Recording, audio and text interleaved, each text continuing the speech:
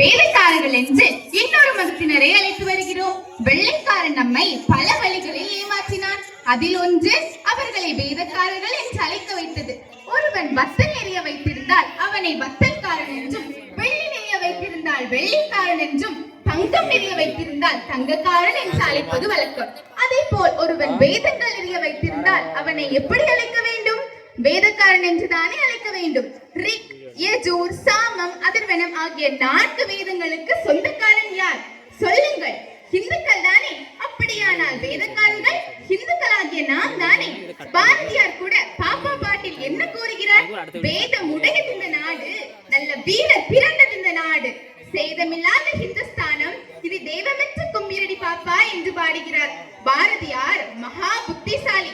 ஏமாறுகிறவன் இருக்கிற வரைக்கும் ஏமாற்றுகிறவனுக்கு தொக்குதானே. ஒருவன் ஓடிக்கொண்டே இருக்கிறான், ஓடுகிறவனை துரத்துவது எளிது. சரி, நாம் சொல்கின்ற அனைத்து மந்திரங்களும் வேதங்களில் தான் உள்ளது, பிற மத நூல்களில் இல்லை. எனவே வேதங்களை பின்பற்றுகின்ற நாம் தான் வேதக்காரர்கள். வேத மந்திரங்கள் ஒலிக்கின்ற நம் கோவில் தான் வேத கோவில் என்று என்னால் மார்த்தட்டியே பேச முடியும். எனவே பிறரின் சூழ்ச்சிக்கு இரையாக வேண்டாம் என்று நான் உங்கள் முன் கூறிக்கொள்கிறேன். சரி, பிற மதங்களுக்கும் ஆகம விதிக்கும் என்ன தொடர்பு? ஆகம விதி யாருக்கு? உண்மையை கூற வேண்டும் என்றால் ஆகம விதி இந்துக்களாகிய நமக்கு. ஆகமம் சைவாகமம், வைணவாகமம், சாக்தாகமம் என்று 3 வகைப்படும்.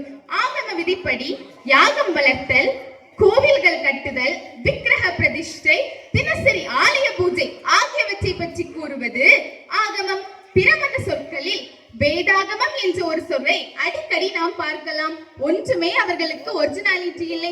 அனைத்து சொற்களும் நம்மிடமிருந்து களவு செய்யப்பட்டது என்று சுவாமி விவேகானந்தரே கூறுகிறார்.